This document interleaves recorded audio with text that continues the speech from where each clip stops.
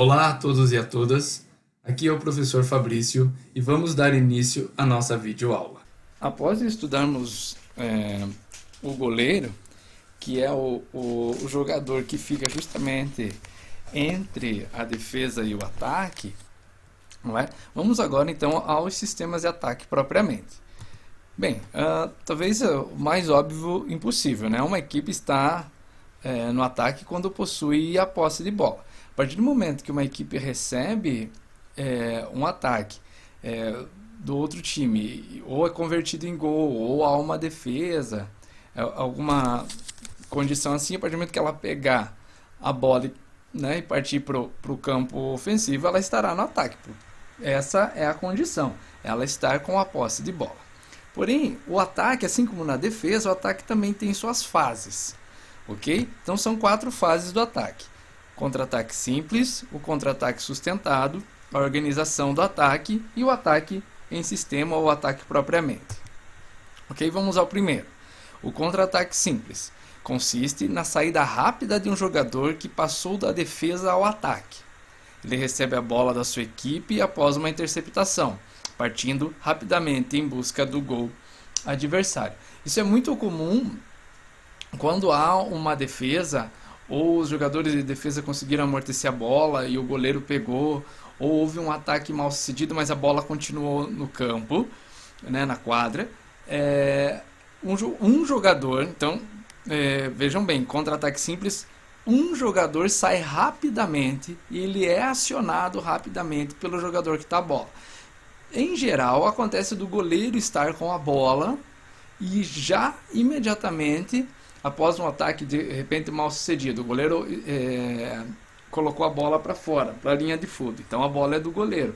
Aí ele pega a bola e imediatamente já aciona um jogador. Geralmente, pode ser qualquer jogador, mas geralmente o jogador que sai para esse contra-ataque rápido, que chamamos de contra-ataque simples, é o extrema ou o ala.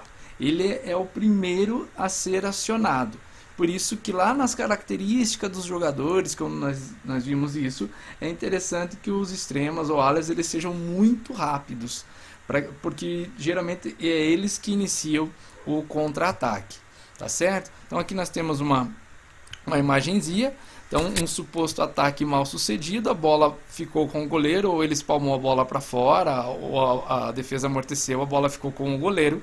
E o extrema, muito rapidamente, sai em direção ao campo ofensivo e o goleiro vai passar a bola para ele. Então, ele não passa necessariamente, para passar a qualquer momento, mas a missão do extrema é quando o goleiro recupera a bola, é ele imediatamente, tanto ele quanto o outro, mas nesse caso, por ser um contra-ataque simples, só esse aqui saiu correndo o mais rápido possível. Então, é a missão do extrema, sair correndo o mais rápido possível para o contra-ataque. Se ele correr sozinho, for acionado pelo goleiro, chamamos de contra-ataque simples. Da mesma forma que o contra-ataque, assim, no caso, acontece com o contra-ataque sustentado. Com contra-ataque sustentado, que é a participação rápida de mais de um jogador, procurando chegar imediatamente ao gol adversário. Então, funciona, né, a imagem vai falar melhor, funciona da mesma forma. Então, a bola, um ataque mal sucedido, a bola ficou com um goleiro. Neste caso do contra-ataque sustentado, 2 jogadores se encaminham em direção ao campo ofensivo. Neste caso, embora não seja a regra, mas é uma condição tática, os jogadores das extremas ou os alas correm rapidamente para confirmar esse contra-ataque. O goleiro, mais uma vez, definiu pelo jogador à sua esquerda, não é? Mas, independente, ele podia ter jogado para o jogador à direita dele, do goleiro, né? Podia ter jogado para esse jogador a bola a fim de concretizar em gol este contra-ataque sustentado. Outra forma de ataque dentro daquelas fases é a organização do ataque, não conseguindo realizar o contra-ataque em função de uma rápida reposição de bola. Perdão, da reposição da defesa. É necessária a retenção da bola para a melhor colocação dos atacantes, quando então, através de um ataque sistema, procura-se envolver a equipe adversária. Ou seja, voltando um pouquinho àquela imagem. Voltando àquela imagem. Aí, o goleiro recuperou a bola, ok? Os dois extremas saíram correndo. Só que o time de defesa, os jogadores que estavam mais próximos aqui, já voltaram. Então, como só estavam os dois, ou era um contra-ataque simples, estavam os dois no sustentado, ou era só o contra-ataque simples, ao invés dele tentar o gol, porque já existem jogadores de defesa aqui, ele segura a bola, ele retém a bola e espera os companheiros deles chegarem para se posicionarem nas suas posições de responsabilidade no ataque, e assim procurar, desta forma, ao segurar a bola e esperar os companheiros chegarem, organizar um ataque que na próxima condição seria o próprio ataque em sistema, que é a colocação de cada jogador na sua área de atuação. Tá? Então, quer dizer, houve um contra-ataque, não importa se simples ou sustentado, os jogadores de defesa do outro time conseguiram chegar muito rápido, porque estavam de repente bem posicionados, alguma coisa assim. Eles conseguiram chegar muito rápido, então o teu jogador de ataque, ao invés de partir para o gol, ele optou por reter a bola, esperar os companheiros chegarem, ou seja, organizando o ataque, para daí sim iniciar o ataque em sistema.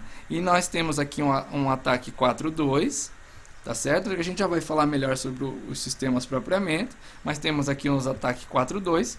Esse PE é ponta esquerda, mas também pode ser extremo, pode ser o extrema, o direita, pode ser ala também. Então depende do livro, enfim, da referência consultada. Esses jogadores que ficam bem próximos, que jogam próximos à linha lateral, podem ser chamados de extremas, de pontas, ponteiras ou alas. Aí depende muito de quem, da referência, como eu já falei. Aqui nós temos os armadores, o armador esquerdo e o armador direito, e dois pivôs. Esse é um ataque 4-2, ok? Mas, em relação à fase do ataque, esse já é um ataque em sistema. A estrutura de um ataque, precisa, o time. Lembrando que o time, cada jogador tem a sua condição, lógico, elevando a capacidade tática individual ou tática técnica, porque quando a gente fala de capacidades técnicas, estamos falando da individualidade de cada jogador, ou seja, cada jogador tem a sua possibilidade, a sua zona de atuação e as suas características pessoais que devem ser encaixadas nas devidas posições. Não é como eu disse, a gente vai falar mais uma vez dos jogadores lá para frente, na verdade, dos jogadores de ataque, mas só citando o exemplo já dado, o extremo é um jogador que precisa ser muito rápido, ele é o primeiro a ser acionado nos contra-ataques. Tá? E ele precisa usar essa velocidade de forma a ajudar o sistema tático, ou seja, aquilo que foi planejado para o time. Então, é a ação individual, que vai interferir em toda a coletividade do time. A grande velocidade das ações. Então, o handebol, uma das características dele, que a gente já viu, vocês viram também o ano passado, o handebol é um jogo muito rápido, ele é muito dinâmico, as ações são muito rápidas.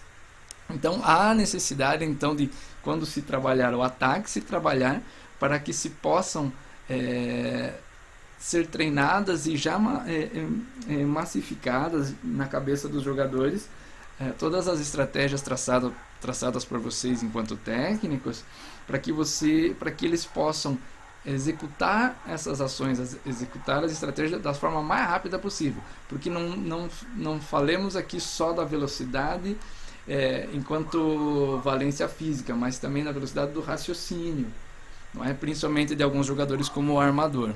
Inteligência tática, criatividade individual e princípios táticos, muito característico dos armadores, que são ali o cérebro do time no ataque, correto? Então, eles precisam ter essas características, mas não é só eles, todos os jogadores também devem ter sua possibilidade de atuar desta forma, com criatividade e inteligência, sempre em função do time, daquilo que foi estabelecido como estratégia tática para o time. Constante circulação dos jogadores e ações sem bola. A circulação do jogador, na verdade, isso vai acabar constituindo num dos tipos de ataque. A gente vai falar lá para mais adiante, ok? Porque não necessariamente eles precisam ficar circulando, ok? Porém, há necessidade dos jogadores também se movimentarem sem a bola. Então, há necessidade de se chamar a atenção. E aí nós vamos entrar nos recursos de ataque que veremos lá para frente. E agressividade na posse da bola, ou seja, toda vez que um jogador estiver na bola, ele tem que ter a certeza do que ele está fazendo, ou seja, tem que tomar uma decisão realmente assertiva e principalmente ofensiva. Então todos os passes têm que ser em função de um jogador que esteja livre para arremessar, ou um companheiro que esteja melhor posicionado para passar para outro melhor posicionado para arremessar. Mas tudo em função de estar em cima dos jogadores de defesa e sempre combativos, procurando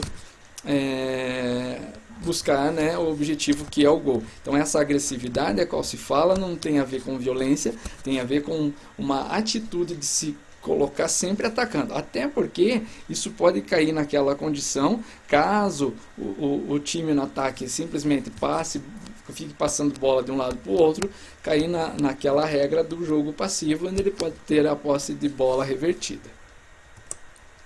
Pontos críticos no ataque: desconhecimento da dinâmica defensiva adversária. Isso realmente é um ponto, uma desvantagem até eu diria.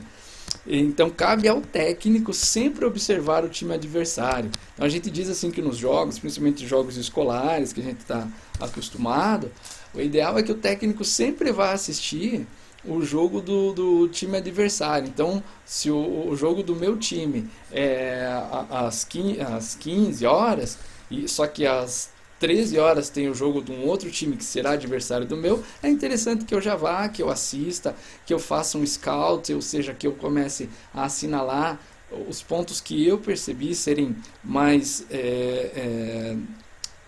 os pontos vulneráveis do outro time e lógico, tentando buscar a solução de como o meu time pode se aproveitar desses pontos vulneráveis, assim como anotar aquele que é o melhor jogador, aquele que é o melhor passador, enfim.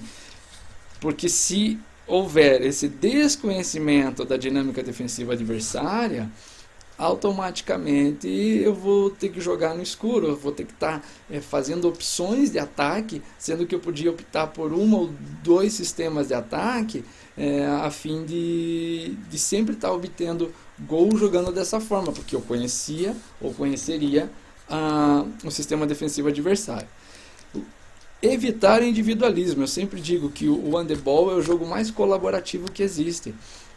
Os jogadores sempre estão se apoiando, seja no ataque, seja na defesa, mas no nosso caso específico do ataque, e o individualismo só fique colocado em situações mais pontuais, um contra-ataque simples, por exemplo, onde realmente um jogador, como diz lá à frente, atrás dos slides, um jogador partiu para o ataque, acionado por o goleiro, por exemplo, ou pelo amador que ainda estava atrás, e ele partiu e individualmente, como não havia como passar a bola porque ele estava muito adiantado, ele procurou resolver fazendo o gol, procurou atacar. Agora, não evitar o individualismo, evitar que os seus jogadores, um ou mais dos seus jogadores, tentem fazer com que isso seja algo que ele use muito isso. O individualismo no handebol não é algo interessante, porque ele pode ser marcado, ele pode perder a bola e pode colocar toda a estratégia e o próprio time em risco de perder. Deficiências ao nível do arremate. Isso significa dizer assim, fundamento, né, gente? Arremate são os arremessos ou os passes de arremessos, progressões de arremessos, fintas e arremessos, ou seja, estamos falando aqui de fundamentação. Foi como eu já disse, não é? Devemos sempre trabalhar a fundamentação, nem que seja para a gente aquecer antes de trabalhar sistema de ataque, mas tem que ser trabalhado fundamentação, pois muitas vezes a deficiência do time está justamente, não é no sistema, não é na compreensão do sistema de ataque, não é no posicionamento, é justamente na fundamentação. Nível de agressividade e combatividade, já falamos anteriormente. O time tem que se manter sempre agressivo e sempre combativo, ou seja, sempre levando risco ao gol adversário. Não ficar passando a bola só de um lado para o outro, até porque, já falamos, pode gerar em penalidade, não é? Em virtude do jogo passivo. Conteúdos ofensivos ausentes ou inadequados. Caímos mais ou menos na condição anterior. Se o teu time ficar passando a bola de um lado para o outro sem agredir o adversário, sem combater o time adversário, você vai acabar perdendo a bola, seja por uma interceptação, seja porque não existe um sistema de ataque, os jogadores não estão, eles estão procurando uma hora para arremessar de qualquer jeito, ou estão arremessando de qualquer jeito. Não existe eles não estão seguindo a estratégia traçada por você enquanto técnico, e isso você precisa colocar para eles. Você é o técnico, você comanda, você é que diz o que eles têm que fazer em quadra, você diz o que cada um vai fazer individualmente nas suas posições de domínio e o que o time vai fazer para que se efetive o objetivo do handebol, que é o gol, tá certo? Então, os conteúdos ofensivos, aí nós vamos entrar também nos recursos e nos tipos de ataque e nos sistemas propriamente, mas precisa ser treinado e estudado pelos seus e entendido naturalmente pelos seus atletas.